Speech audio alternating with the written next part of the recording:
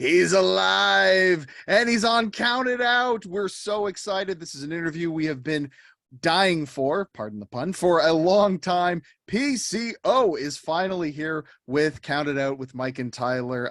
I'm going to be substituting for Mike and Tyler today, but PCO, welcome. We're so honored to have you on the show.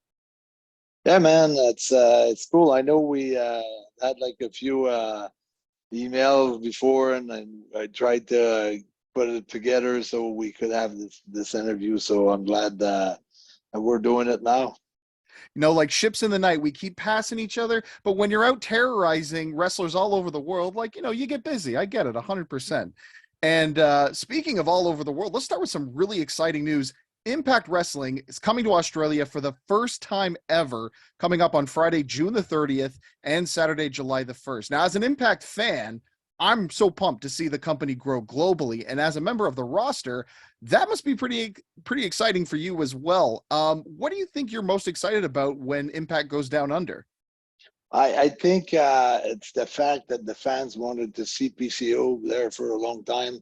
I mean, I've had there's a few other good promotions over there down in Australia, and they all try to get me on, and I just couldn't make it, And then it's been like almost 4 or 5 years that we're trying to book something for myself. I'm just talking about myself right now, but the fact that those same people are going to have the chance to see PCO and Impact Wrestling and all the roster and everything. That's going to be pretty amazing because personally, I know it was a lot of interest to have me there.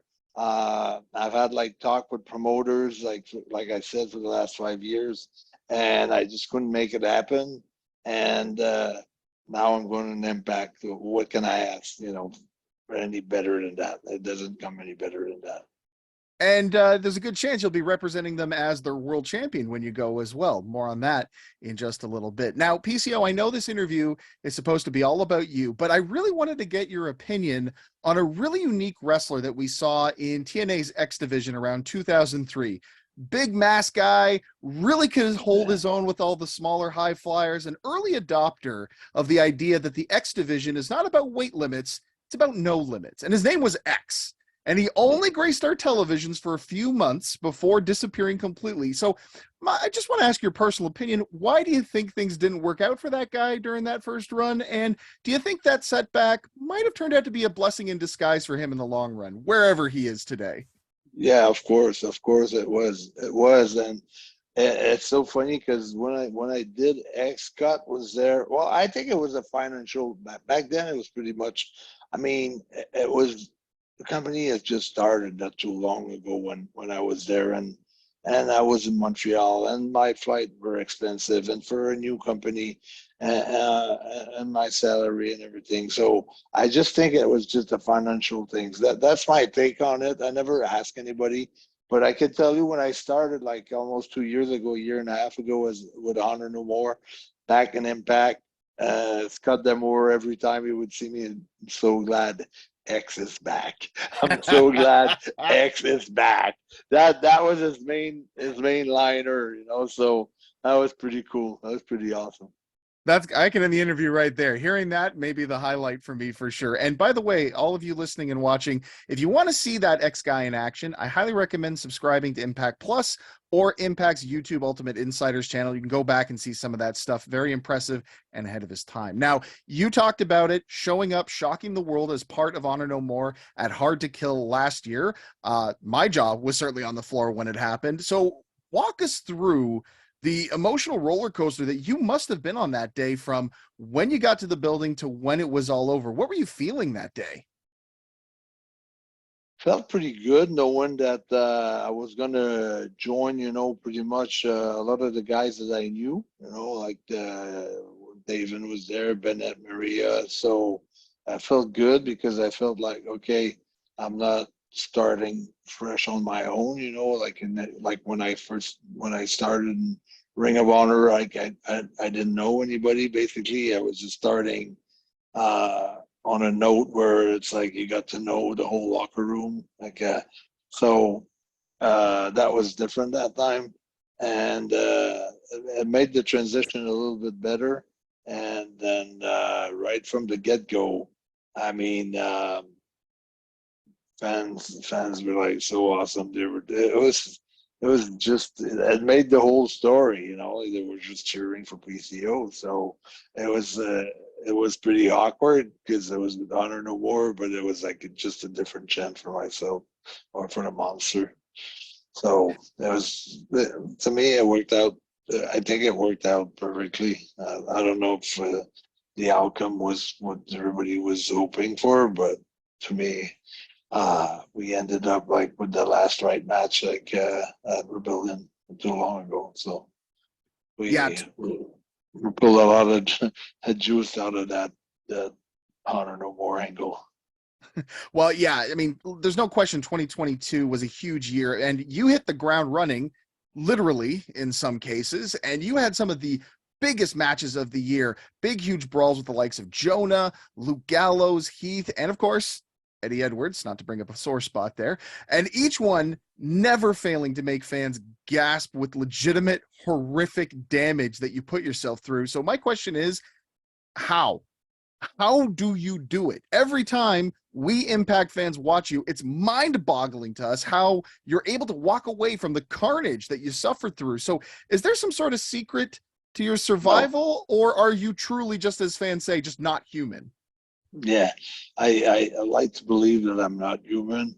Uh, you really like I've never been like on shows like touching wood, like when I'm saying that, but never been like uh, to a physiotherapist or massage or getting worked on after a show. It's like it's pretty much, I'm walking in and walking out and going to my room and that's it. And I pride myself on that pretty much. But I do a lot of work during the week where I know I'm going to bed pretty early. I'm getting up pretty early.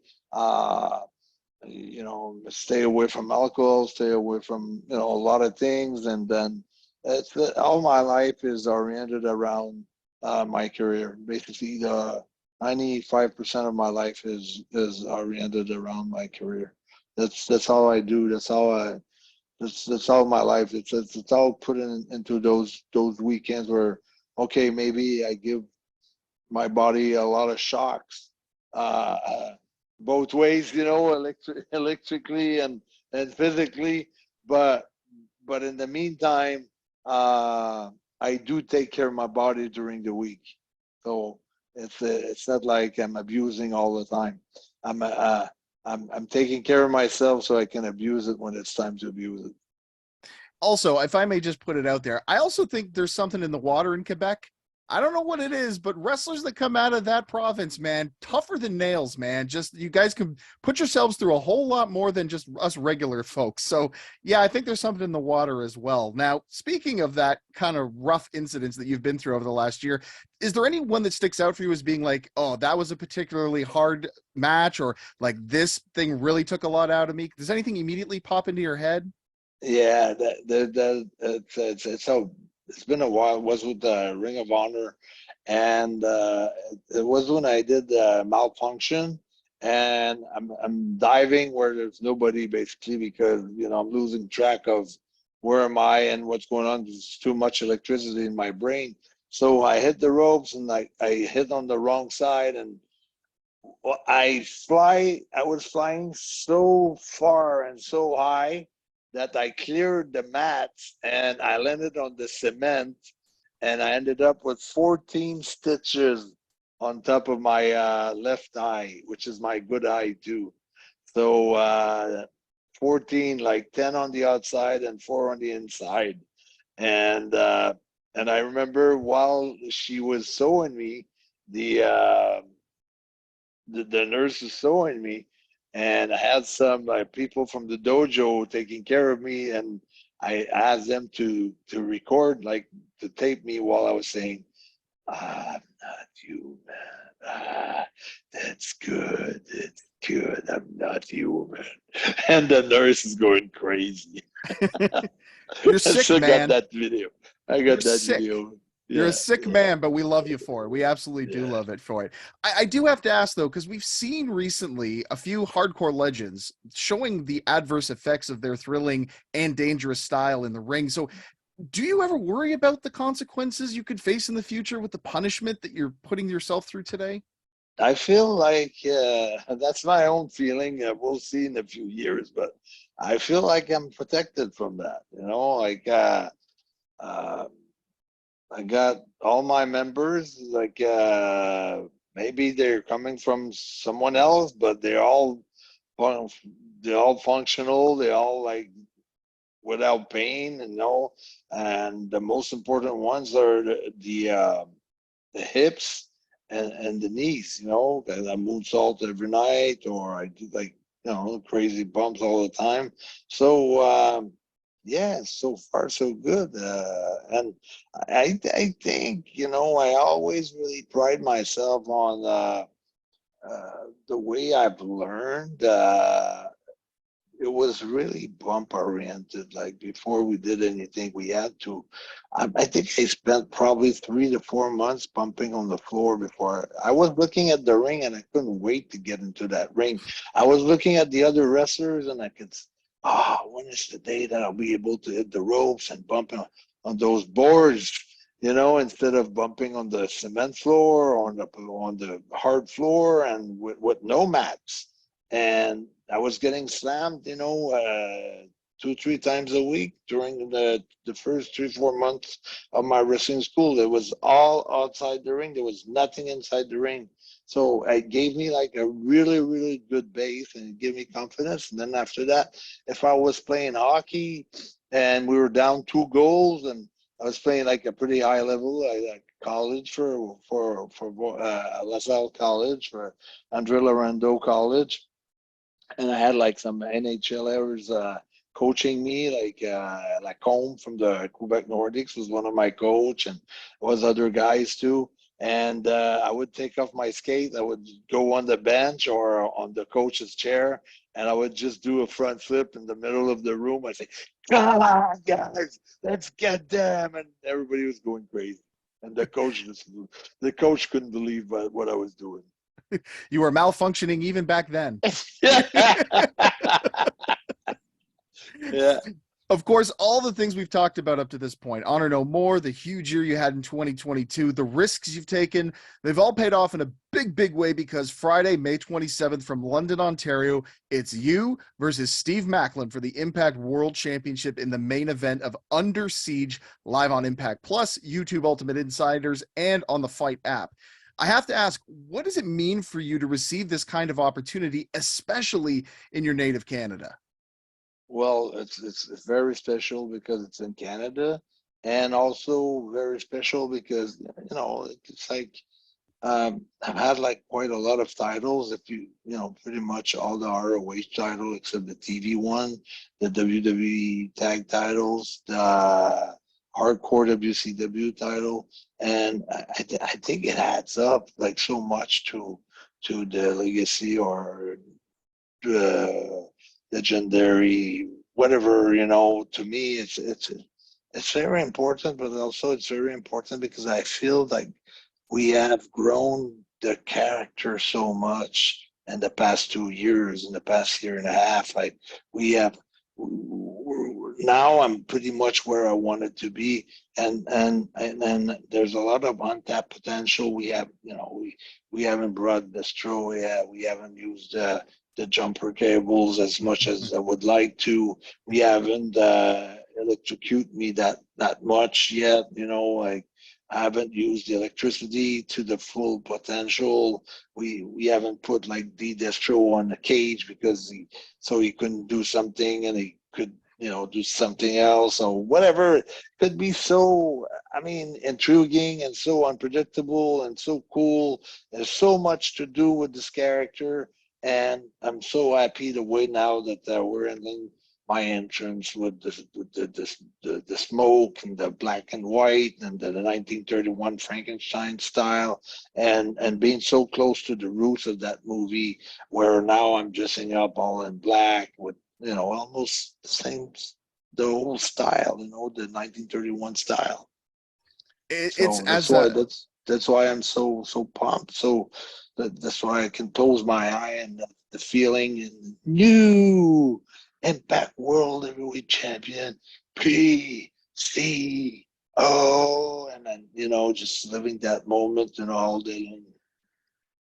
you know, that's exactly what I want to see happen as well. As a big fan, and I think that's what we're going to get for sure. And a quick reminder: if you want to be one of those in attendance going crazy for PCO, tickets for Under Siege are on sale now at ImpactWrestling.com. And let's talk about the fan reaction. That unquestionably you're going to be the fan reaction heading. You're going to be the fan favorite heading into that match, as you usually are, no matter who you face in Impact. Even with Honor No More, you consistently got the loudest crowd reactions of whatever audience you perform in front of. Can you tell us what that feels like when you hear a crowd come unglued for whatever it is that you're doing in the arena?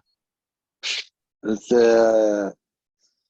sometimes I'm so caught up in the moment that I have to rewatch the match to really get the to see what was the attention that I got. But like uh it's really crazy because I feel like I've got like both ends of the deal tied up, like where I have so many kids coming up to me, oh, you're my favorite wrestler, you're my favorite wrestler. And I have like almost my generation or 10 years younger where, oh, it's crazy what you're doing. I don't know how you're doing it. So I got so much space of generation in between, and it feels like it touches every generation. And just like the last show I was on, like I've seen so many of my T-shirts. So different people's wearing my shirt, different group of age, and so many young kids too. So I don't know what it is really for me because I'm into it, like I'm living it. So I cannot analyze it because I'm not on the outside.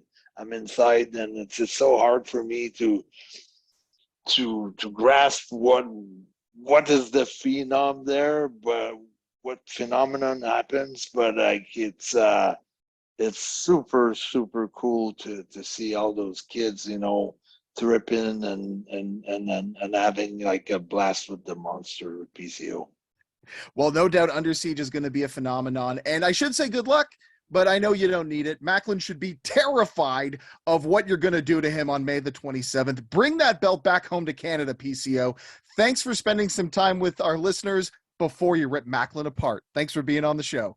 Oh, it was awesome. Thank you so much.